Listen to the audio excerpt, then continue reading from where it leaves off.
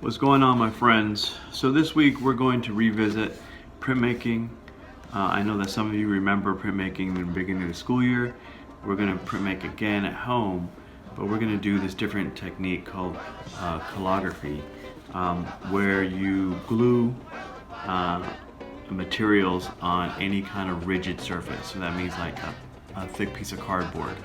So kind of like, here are some examples that I did today, and then we're also going to look at a artist, Delita Martin, and look how she uses that technique of printing mixed in with her paintings.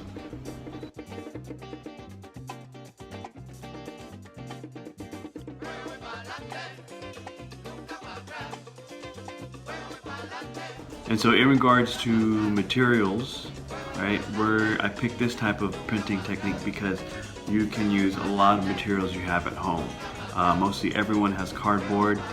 Make sure you are safely cleaning it if it's a package that you got, and then cutting it up, getting maybe a family member to help you cut it up into a rectangle, square, and then look around the house for things that are going to produce texture.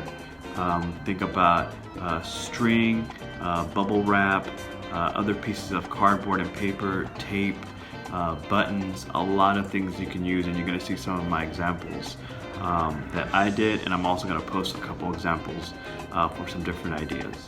Keep in mind, I want you to really experiment with this printmaking. Try different colors if you have different colors. Try different materials. Go outside if you're going to take a walk. Go to the park, see what kind of materials you can pick up, leaves, small sticks, tan bark, anything you think.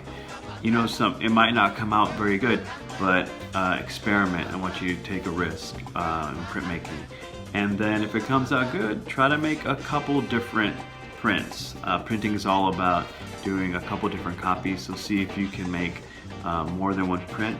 Maybe you can make several different colors. Think back to how we did when we were in class.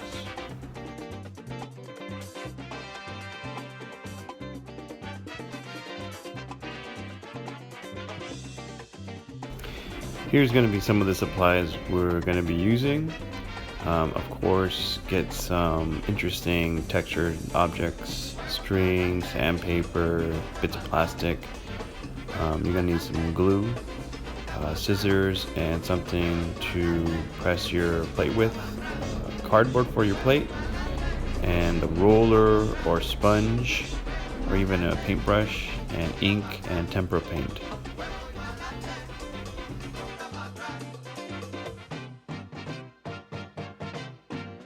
So start off by making a design with your white glue on your cardboard printing plate, and put a good amount on there, and then we're going to add our string.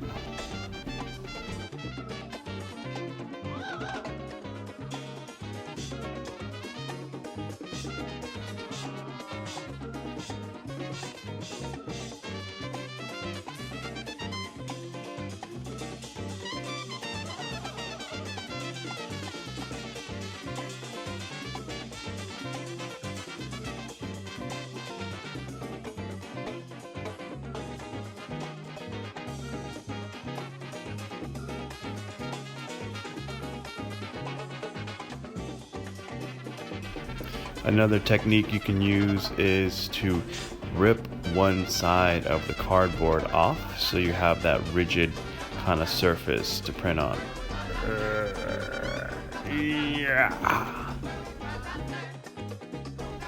I'm going to use bubble wrap, also a corn husk. So think about different kind of dry foods that you can glue on there.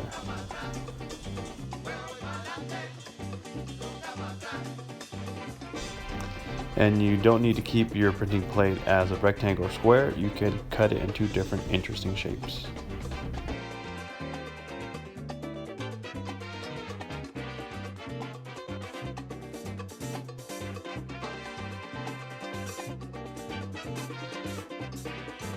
For my demonstration, I'm going to be using block printing ink. You probably don't have block printing ink. If you do, great. If you don't, then you can use tempera paint. And then to spread on your ink, You can use a brayer. This one's kind of like a foam one. They also make these that are kind of foamy. You can try this. You can also try an old sponge and just kind of dab it. Or a brush. Like, once again, use what you have at home. Alright, so in your printmaking setup, you have an area where you can put the ink. So it could be a paper plate.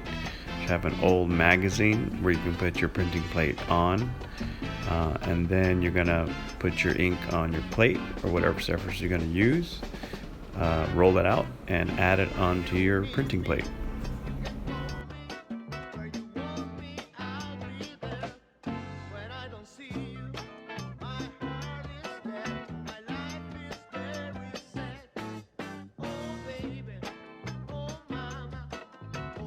For this type of printmaking, we're going to use a good amount of ink on your printing plate because you really want it to be able to transfer all those different shapes.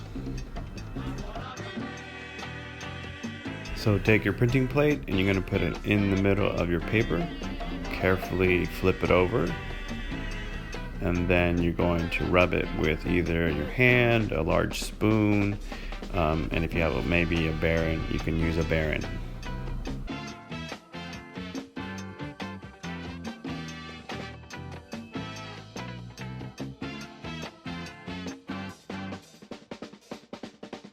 If you don't have any ink, you're just going to follow the same process, but I'm going to use a sponge with the acrylic paint that I have, or if you have tempera paint, use tempera paint. Once again, use a good amount on there, and notice how I'm just kind of dabbing it on there to get into all those spaces.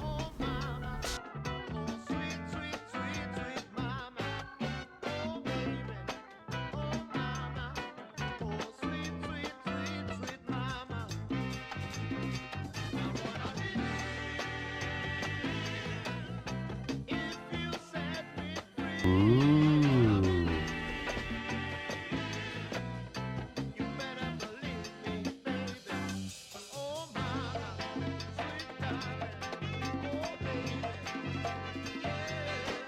If you have black paper, go ahead and cut out your prints and glue them on the background of a nice black paper.